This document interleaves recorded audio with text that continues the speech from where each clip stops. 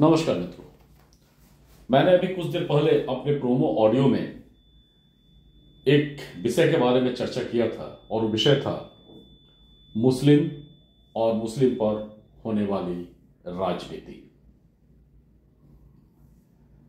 और इसी कड़ी को आगे बढ़ाते हुए इसका भाग 1 मैं प्रस्तुत करने का कोशिश कर रहा हूं और ये संपूर्ण विवरण 4 से 5 भाग में आ पाएगा। आप सभी इस चैनल को लाइक, सब्सक्राइब और शेयर करते रहें ताकि लगातार जानकारियां मिल सकें और भारत में मुस्लिम समुदाय को लेकर होने वाली राजनीति के बारे में कुछ हम सब नए तरीके से जान सकें और इसका फायदा मुस्लिम समुदाय को भी मिले, देश को भी मिले, व्यवस्था को भी मिले। तो सबसे पहले हम वहीं से शुरू होते हैं कि आजाद भारत के राजनीति का पसंदीदा विषय मुस्लिम और मुस्लिम वोट बैंक के लिए प्रतिस्पर्धा। ये प्रतिस्पर्धा देश के लिए, समाज के लिए अच्छा है या बुरा, ये आप अपने दिल और दिमाग से सोचिए, अंतरात्मा से सोचिएगा। मुस्लिम भाइयों से भी अनुरोध होगा कि किसी पूर्वाग्रह से आप किसी भी लाइन को न सुने और न उसको अपने दिल पर ले, बल्कि सच्चाई को समझें और सच्चाई को समझने की कोशिश करें, अपने अगल बगल और समाज को भी समझाएं। आजादी के पहले यानी लगभग 700 ईस्वी के आसपास इस्लाम धर्म उत्पत्ति को पवित्र कुरान के माध्यम से पैगंबर साहब द्वारा लाया गया माना जाता है। आप सभी जानते हैं कि अरब देश में उत्पन्न हुई ये इस्लामिक सभ्यता पैगंबर साहब के संदेश के साथ विश्व पटल पर आया।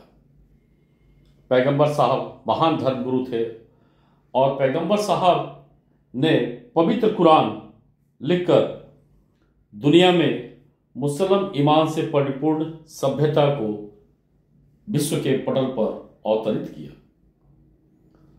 अब यहां पर प्रश्न यह आता है कि मुसलम ईमान का मतलब क्या होता है और पैगंबर साहब का उद्देश्य क्या था, पवित्र कुरान का उद्देश्य क्या था। तो जैसा हम सभी जानते हैं कि मुसलम ईमान का मतलब किसी भी अन्य धर्म से ज्यादा भक्ति भाव, बौद्ध धर्म से भी ज्यादा शांति प्रिय, जैन धर्म से भी ज्यादा अहिंसक, जो मुंह के भाव से भी जीव हत्या को गलत मानते।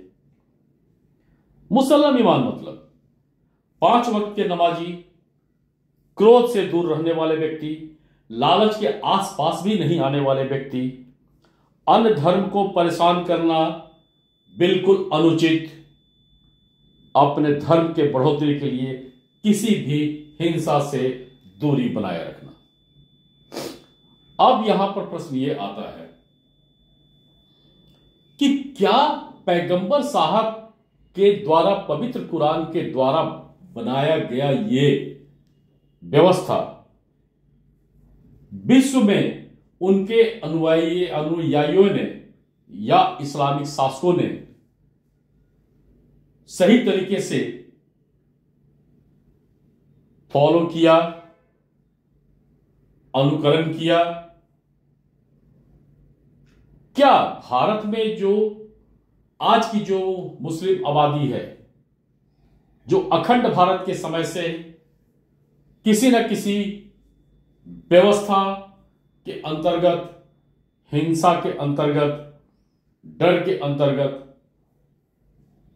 जो आबादी मुस्लिम बनी, क्या वो पैगंबर साहब के संदेश के मुताबिक काम से बनी या इस्लामिक शासकों के क्रूरता से या भय से या डर से बनी?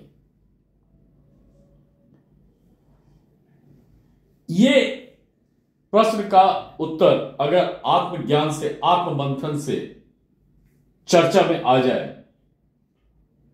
तो एक बहुत बड़ा संदेश विश्व को, देश के मुस्लिम आबादी को मिल सकता है कि पैगंबर साहब ने पवित्र कुरान के माध्यम से जिस तरह की सभ्यता का जन्म दिया, जिस तरह की सभ्यता को जन्म दिया, क्या वो सभ्यता आज विश्व में या भारत में अपने वजूद पर कायम है। अब इस भाग में इतना ही।